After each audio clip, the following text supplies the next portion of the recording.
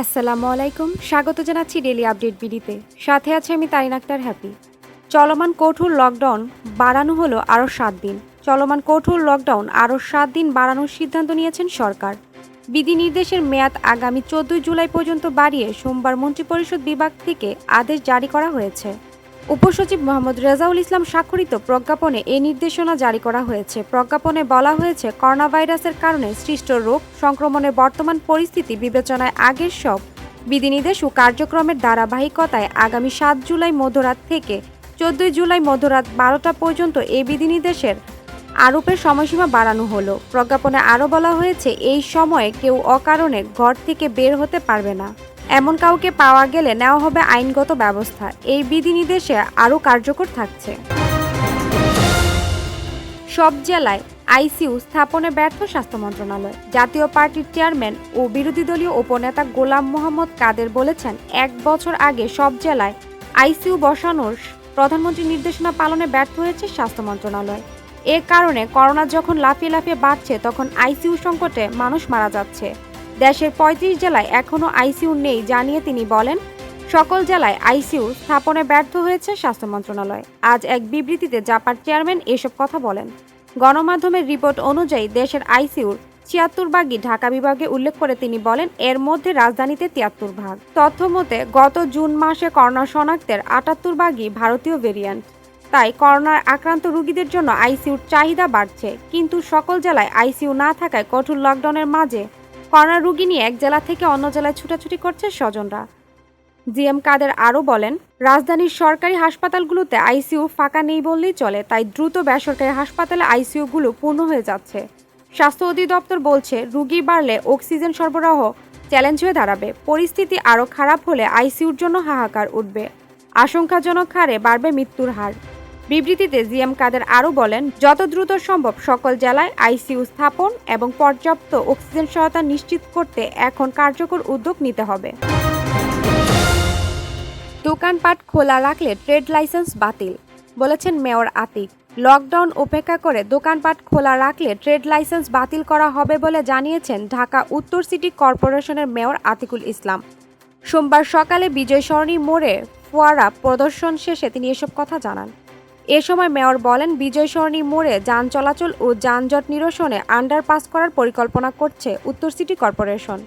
এছাড়া সকল মোড়গুলোতে কিভাবে কানেক্টিভিটির মাধ্যমে যানজট নিরসন করা যায় সে ব্যাপারে চিন্তা করছে উত্তর সিটি কর্পোরেশন। এ সময় সবাইকে মাস্ক পরার আহ্বান জানান মেয়র আতিকুল ইসলাম। মেয়র আরও বলেন, 333-তে কল দিলেই ত্রাণ পৌঁছে যাবে উত্তর সিটি কর্পোরেশনের পক্ষ থেকে। অনলাইনে পশু কেনাবেচা রাষ্ট্রের জন্য সহায়ক। করোনা পরিস্থিতিতে অনলাইনে কুরবানির পশু কেনাবেচা রাষ্ট্রের জন্য সহায়ক বলে জানিয়েছেন মৎস্য ও প্রাণী সম্পদ মন্ত্রী রেজাউল করিম। তিনি বলেন, করোনার ভয়াবহ পরিস্থিতিতে জনসমাগম থেকে দূরে থাকা সবচেয়ে প্রয়োজন। এই পরিস্থিতিতে অনলাইনে কুরবানির গরু কেনা বেচার সুযোগ রাষ্ট্রের জন্য, সরকারের জন্য বড় সহায়ক।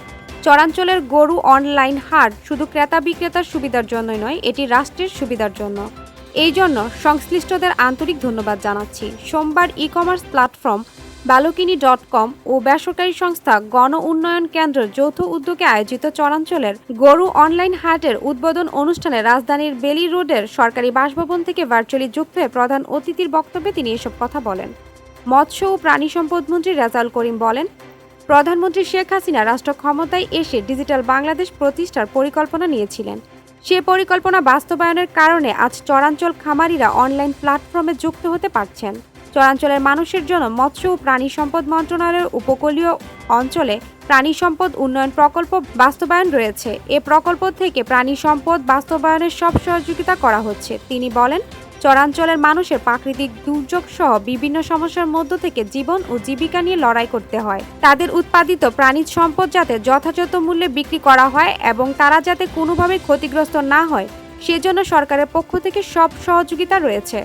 চরাঞ্চলের খামারিরা উৎপাদিত প্রাণী নিয়ে কোনো রকম অসহায় অবস্থায় যাতে না পড়ে, সেই জন্য প্রয়োজনীয় ব্যবস্থা গ্রহণের সংশ্লিষ্ট জেলা উপজেলা প্রাণী সম্পদ কর্মকর্তাদের এ সময় তাৎক্ষণিকভাবে নির্দেশ দেওয়াছেন মন্ত্রী। তিনি বলেন, খামারিদের সুবিধার্থে আমরা বৈধ বা অবৈধ কোনো উপায়ে মায়ানমার বা ভারত থেকে গবাদি পশু দেশের ভিতর আসতে দিচ্ছি না।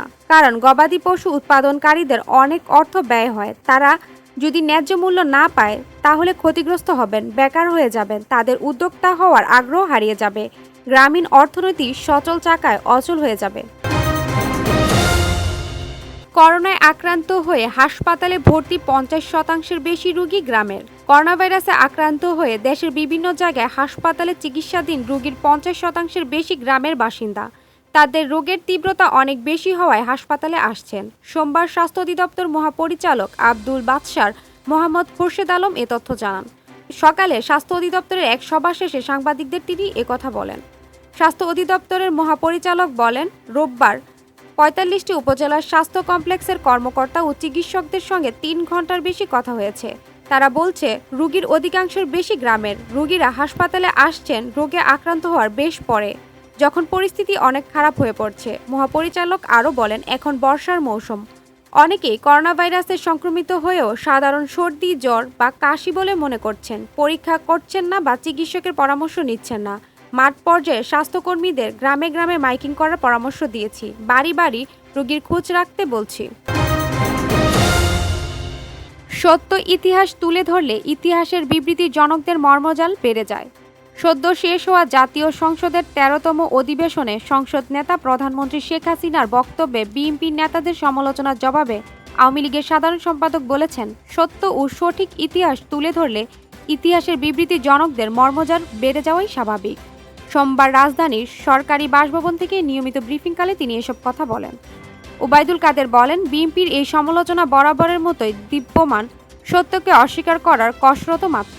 তিনি বলেন, বিএনপি ঢালাওভাবে মন্তব্য করলেও সংসদ নেতা কোন বক্তব্যটি অসত্য তা স্পষ্টভাবে বলতে পারেনি। প্রকৃতপক্ষে সংসদ নেতার ভাষণ ছিল ইতিহাসের কঠিন সত্যপাঠ।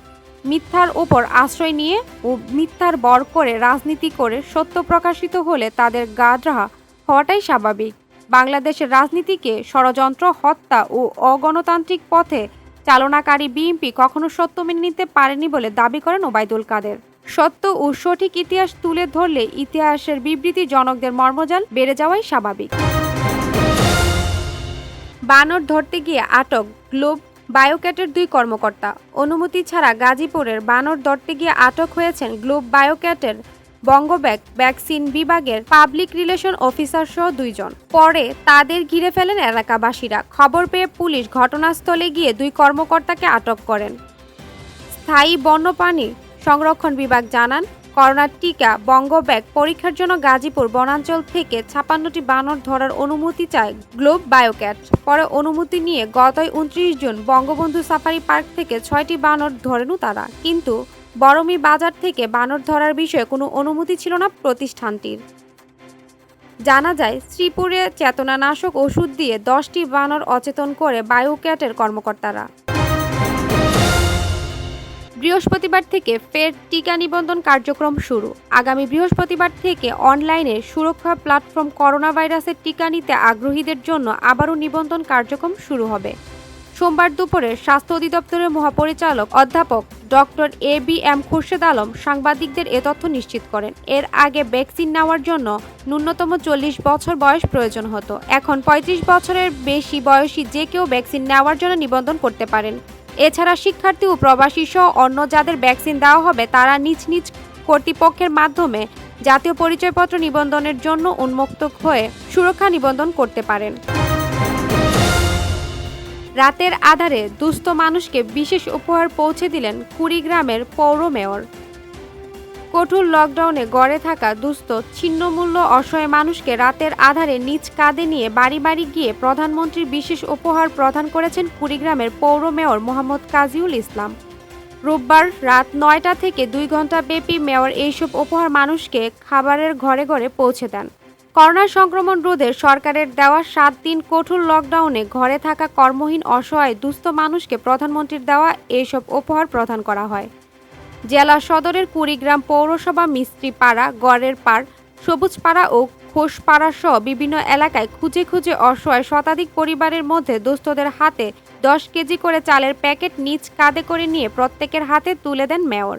এ সময় মেয়র কাজিউল ইসলাম বলেন, করোনাকালীন অনেক বয়স্ক ও করোনায় আক্রান্ত পরিবারের মানুষসহ কঠোর লকডাউনে গড়ে থাকা অসহায় দুস্থ ছিন্নমূল্য মানুষকে প্রধানমন্ত্রীর দেওয়া উপহার বাড়িতে বাড়িতে গিয়ে পৌঁছে দিতে পেরে আমি নিজেকে ধন্য মনে করছি ও প্রধানমন্ত্রীকে কৃতজ্ঞতা জানাই। তাদের কাছে না গেলে হয়তো বোঝা যেত না পরিবারের অবস্থাটা। আমি সকলকে ঘরে থাকার অনুরোধ জানাই। সেই সাথে লকডাউনের চলাকালীন এ উপহার এইসব ছিন্নমূল মানুষদের মাঝে প্রধান অব্যাহত থাকবে বলে জানান তিনি। করোনা ভাইরাসের সঙ্গে বেঁচে থাকা শিখতে হবে বলেছেন ব্রিটিশ প্রধানমন্ত্রী। ব্রিটেনের প্রধানমন্ত্রী বরিস জনসন বলেছেন, করোনা ভাইরাসের মহামারী শেষ হয়ে যায়নি। লোকজনকে অবশ্যই এই ভাইরাসের সঙ্গে বেঁচে থাকতে শিখতে হবে। জীবনযাপনের ক্ষেত্রে চিন্তাভাবনা করে সিদ্ধান্ত নিতে হবে। আজ সোমবার বার্তা সংস্থা AFP এর প্রতিবেদনে এ তথ্য জানানো হয়। যুক্তরাজ্যের চলমান পরিস্থিতির করোনার বিধিনিষেধ তুলে নেওয়ার বিষয়ে আজ বরিস তার সরকারের পরিকল্পনার কথা জানাবেন। স্থায়ী সময়ে 19 জুলাই থেকে এই বিধিনিষেধ তুলে নেওয়া হবে। 19 জুলাই থেকে বিধিনিষেধ তুলে নেওয়া হলেও কিছু ক্ষেত্রে নিষেধাজ্ঞা বহাল থাকবে। অনুষ্ঠানে বেশি লোকের সমাগম করা যাবে না। একদিনেই দেশে করোনার সর্বোচ্চ মৃত্যুর রেকর্ড। মহামারী করোনা ভাইরাসে গত 24 ঘন্টায় দেশের মৃত্যুর রেকর্ড প্রায় একদিনেই ভেঙেছে। করোনায় গত 24 ঘন্টায় মারা গেছে 77 জন। এর আগে একদিনেই মৃত্যুর সর্বোচ্চ ছিল 74 জন। তবে শনাক্ত কিছুটা কমেছে। আজ শনাক্ত হয়েছে 5334 জন।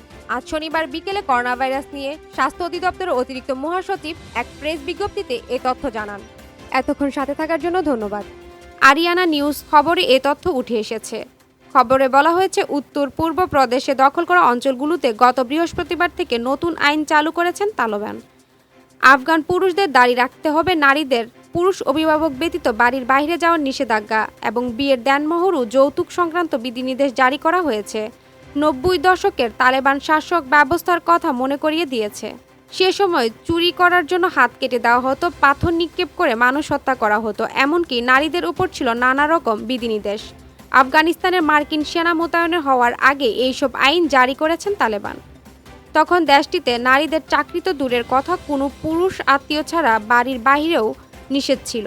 এমনকি এই নিয়ম না মানলে কঠোর শাস্তিও ভোগ করতে হতো। যুদ্ধবিধ্বস্ত আফগানিস্তান থেকে ধীরে ধীরে সরে যাচ্ছেন মার্কিন সেনারা। এরই মধ্যে ফের সক্রিয় হতে চলছে তাদের তালেবান। এরই মধ্যে দেশটির 421টি জেলার মধ্যে 140টি জেলা দখলে নিয়েছেন তালেবান। টিকা নেওয়াকে দেশপ্রেমের কাজ বললেন বাইডেন। মহামারী করোনা ভাইরাসের সংক্রমণে বিপর্যস্ত হয়ে পড়েছে যুক্তরাষ্ট্র। এর মধ্যে দেশটির প্রেসিডেন্ট জো বাইডেন টিকা নেওয়াকে সবচেয়ে বড় দেশপ্রেমের কাজ বলে মন্তব্য করেন। রবিবার হোয়াইট হাউসের স্বাধীনতা দিবস অনুষ্ঠানে বাইডেন বলেন, মহামারীর মধ্যে 1 বছর ব্যথা ও ভয় কাটিয়ে আলোর পথে যুক্তরাষ্ট্র। এখন সবাইকে টিকা নিতে হবে। দেশটির 245তম জন্মদিনে মহামারীর শোক কাটিয়ে উৎসবের আমেজে মেতে ওঠে পুরো দেশ। 1 বছরের বেশি সময় ধরে প্রায় সব উৎসব আয়োজন বন্ধ থাকায় পর নাগরিকদের সাধারণ জীবন ফিরে পাওয়ার ইঙ্গিত দিয়ে স্বাধীনতা উৎসবের আকাশে ছিল আতশবাজি। উৎসব উদযাপনে রাস্তায় নেমে আসেন হাজার হাজার মানুষ। বিশেষ এই দিনে করোনা মোকাবেলায় সবাইকে অংশ নেওয়ার ডাক দেন মার্কিন প্রেসিডেন্ট জো বাইডেন। সবকিছু আবার নতুন করে শুরু হলেও করোনা এখনও অদৃশ্য হয়ে যায়নি বলে সবাইকে টিকা নেওয়ার আহ্বান জানান তিনি। তিনি আরও বলেন, এবছর 4 জুলাই আমাদের জন্য বিশেষ একটি দিন। মহামারীকে ব্যথা, ভয়, অন্ধকার আর বিচ্ছিন্নতার একটি বছর শেষে আমরা এখন আবার আলোর পথে। এই দিন সাধারণ মানুষের উৎসবের জন্য খুলে দেওয়া হলো হোয়াইট হাউসের দরজা, যেখানে উৎসব উদযাপনে অংশ নেন প্রায় 1000 মানুষ। এতক্ষণ সাথে থাকার জন্য ধন্যবাদ।